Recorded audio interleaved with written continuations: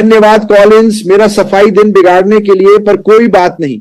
देखो, मेरे हिसाब से शो अभी खत्म हो सकता है क्योंकि मार्टी ने सब कह दिया जो मैं कहना चाहता था। पर चलो ठीक है, मैंने भी शायद वही किया जो मार्टी ने किया।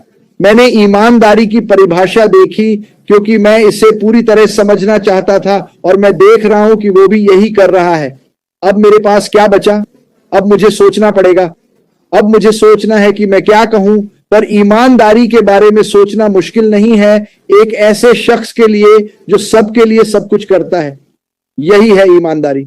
अगर आप परिभाषा देखें तो मैं जल्दी से पढ़ देता हूं। अगर मार्टी ने वो आंतरिक स्थिरता या इलेक्ट्रॉनिक डेटा में भ्रष्टाचार की कमी नहीं पड़ी तो क्या? ऐश की ईमानदारी ने उसे कहने पर मजबूर किया, हमें बेहतर करना होगा। बस बहुत ज्यादा हो गया है, दुनिया में बहुत गड़बड़ चल रही है और मैं कुछ बदलाव ला सकता हूं। उसने कहा। फिर उसने कहा, यार क्या अगर मैं अनुयायियों की सेना बनाऊं जो मुझे बदलाव लाने में मदद करे? क्योंकि अकेले व्यक्ति के लिए बदलाव लाना बहुत मुश्किल है।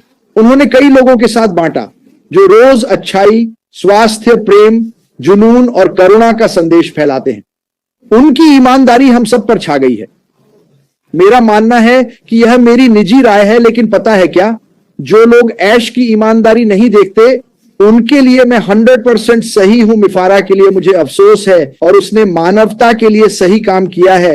यह सिर्फ व्यापार बनाने के बारे में नहीं है, यह एक ऐसा व्यापार है जो पूरी दुनिया को बदलने वाला है। यह परिवारों को बदलने वाला है। यह मेरे कुत्ते को तब भौंकने से रोकेगा जब मैं नहीं चाहता कि वह भौंके। ये वाकई पागलपन है। जब आप सोचते हैं, मैंने इस आदमी को 4 साल से देख रहा हूं और वह जो कुछ भी कहता है वह सिर्फ ईमानदारी ही होती है। दरअसल मुझे लगता है कि ऐश मिफारा का नाम शब्दकोश में ईमानदारी के तहत होना चाहिए। उन्होंने इसे कहा है, उन्होंने इसे देखा है, उन्होंने हमें भविष्य की घटनाओं के बारे में बताया, उन्होंने हमें आने वाली चीजों के बारे में चेताया। वो खुद से कहते रहे, मुझे पता है, मुझे बेहतर तरीका ढूंढना होगा। फिर अचानक कोई आया और बिना वजह उनकी ईमानदारी पर सवाल उठाया, बस बेईमानी और बुराई के लिए। ठीक है, और ऐश मिफारा ने क्या किया? उन्होंने उस बुराई को अपने कंधे से झटक दिया।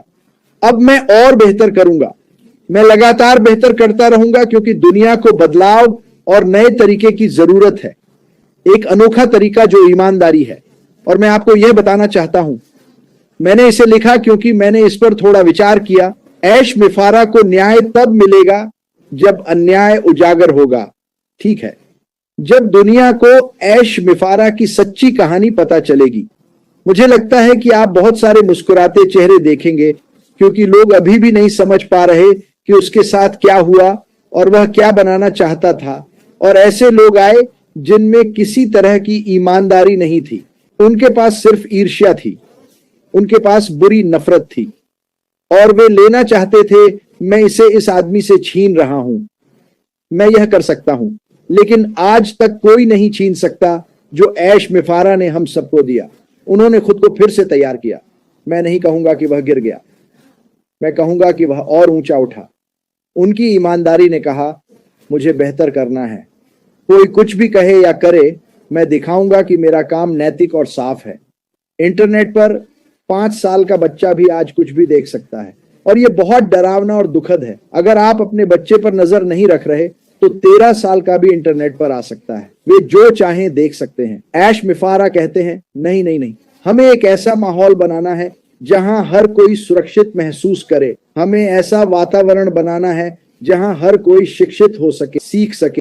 सिर्फ इकोसिस्टम से ही नहीं, इकोसिस्टम पुराने विवियन की दुनिया है। अगर आप कहना चाहते हैं कि आप नैतिक लोग हैं जो उनकी सोच समझते थे, उनकी ईमानदारी, और आप आगे बढ़े और हम अभी भी यहां हैं और हम अभी भी चल रहे हैं और हम रुकने वाले नहीं हैं। क्यों? क्योंकि ऐश बफर की ईमानदारी ने हम सबको इस मुकाम तक पहुंचाया है। यह बिल्कुल सच है। अगर मुझे इस पर यकीन नहीं होता जैसा सब कहते हैं तो मैं यहां नहीं होता। हमारे कुछ जानकार इस पर यकीन नहीं करते पर फिर भी वो आकर हमें मूर्ख दिखाना चाहते हैं। मैं मूर्ख हो सकता हूं, बेवकूफ हो सकता हूं, मजाकिया या गंभीर, पर इससे फर्क नहीं पड़ता। मुझे पसंद नहीं जब लोग दूसरों को चुनते हैं। बस हालांकि मैं अच्छे तरीके से मजाक करता हूं, पर जो लोग अभी सुन रहे हैं और वे नहीं मानते या बुरा कहना चाहते हैं क्योंकि उन्होंने पढ़ा है इंटरनेट पर कुछ मूर्खतापूर्ण और वे तुरंत उस पर विश्वास कर लेते हैं। ऐश बाफर का दिल इतना बड़ा है जितना आप सोच भी नहीं सकते। उनकी ईमानदारी और उनका जुनून अद्भुत है। वह रुकने वाला नहीं है, वह बस नहीं रुकेगा। इन सभी देशों के बारे में मार्टी ने अभी बात की।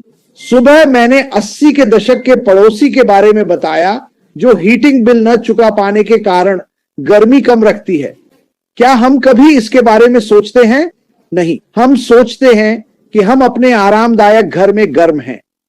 हम सड़क पर लोगों या मेरे दोस्त डेव के बारे में नहीं सोचते जिन्होंने बताया कि वे कुछ साल अपनी कार में रहे और यह दुखदाई था, ठंडा, खासकर सर्दियों में।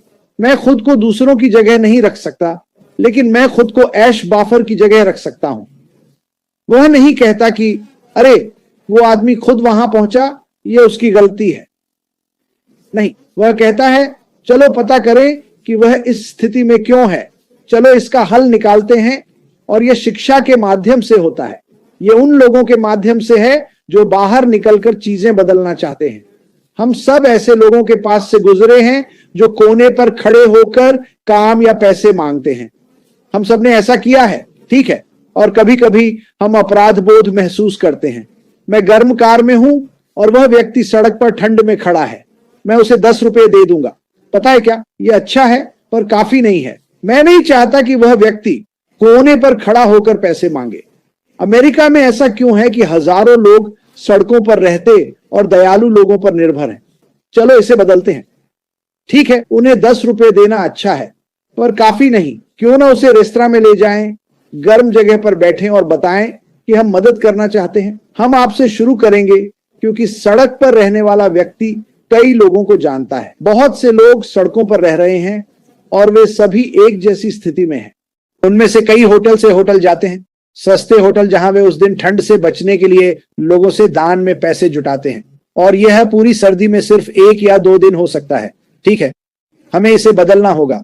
हमें इंसान के रूप में आगे आना होगा और ऐश मिफारा की तरह कहना होगा, मुझे इसे सुधारना है, मुझे इसे बदलना है। और फिर उस मैं को हम में बदलना होगा। ठीक है, मैं लिस्टर टी को ले सकता हूं जो अपने समुदाय में मदद कर सकता है, शायद 100 या 200 लोगों की। लेकिन जब लाखों लोग यही काम करें तो सब कुछ बदल जाता है। हर किसी का ख्याल रखा जाता है। ठीक है, वह $10 अब कुछ भी नहीं है। किसी को बाहर ले जाकर बात करना, उनके अनुभव को समझना बहुत महत्वपूर्ण है। आज मिशिगन में 50 डिग्री तापमान है। बाहर जाकर सिर्फ टी शर्ट और पैंट पहनकर खड़े हो जाओ, ठंड लगती है। अब कल्पना करो कि तापमान 0 डिग्री तक गिर जाए। ठीक है, और सिर्फ वयस्क ही नहीं, बच्चे भी सड़कों पर रह रहे हैं। सड़कों पर बच्चों के साथ वयस्क रह रहे हैं। हमें इसे कभी भी बर्दाश्त नहीं करना चाहिए। इसे सुधारने का कोई हल होना चाहिए। ठीक है, मुझे लगता है ऐश मिफारा के पास समाधान है। रातों रात नहीं, पर कम से कम वो कोशिश तो कर रहे हैं। कई संगठन कोशिश करते हैं, पर मेरी राय में वे पर्याप्त मेहनत नहीं करते। 20 साल में कुछ नहीं बदला। कुछ परिवारों की मदद की होगी, पर क्या हुआ? वे परिवार अभी भी सड़क पर हैं। चलो इसे बदलते हैं। आइए ऐश मिफारा का विजन और सपना अपनाएं। उनकी ईमानदारी से हर किसी की मदद करें। मैं आभारी हूं कि ऐश मिफारा जैसे हैं वैसे हैं। उन्हें जाने, पर इंटरनेट पर मत पढ़ें, वहां गलत जानकारी है। ठीक है, ऐसी ही बातें आप वहां देखेंगे। और मार्टी डेगार्मो उनका असली बेटा है। तो ये वो चीजें हैं जो हम इंटरनेट पर देखते हैं और आम लोग अपना फोन खोलकर देखते हैं। वाह, आपने क्रिस जॉनसन के बारे में ऐसा कहा था, वाह, और वे इस पर विश्वास करते हैं, वे इस पर विश्वास करते हैं। किसी के बारे में बुरा कहने के मामले में सोशल मीडिया एक खतरनाक चीज है। साफ और नैतिक रहे, यही ऐश मिफारा ने इस कंपनी के लिए सोचा था। साफ और नैतिक, यानी जुए की बात करें तो बच्चे अभी इंटरनेट पर स्लॉट मशीन, जुआ, अश्लील तस्वीरें देख सकते हैं। ऐश मिफारा कहते हैं, नहीं, मेरे इकोसिस्टम में ऐसा नहीं होगा। मेरा इकोसिस्टम प्यार, शिक्षा, जुनून और जरूरतमंदों की मदद के बारे में होगा। बस कॉलिंस, मुझे लगता है मैंने आपके लिए कुछ किया। मार्टी, बढ़िया टॉपिक, आपने सब कुछ छुआ जो मैं चाहता था और मुझे विस्तार से बोलने का मौका दिया। बहुत बहुत धन्यवाद कॉलिंस।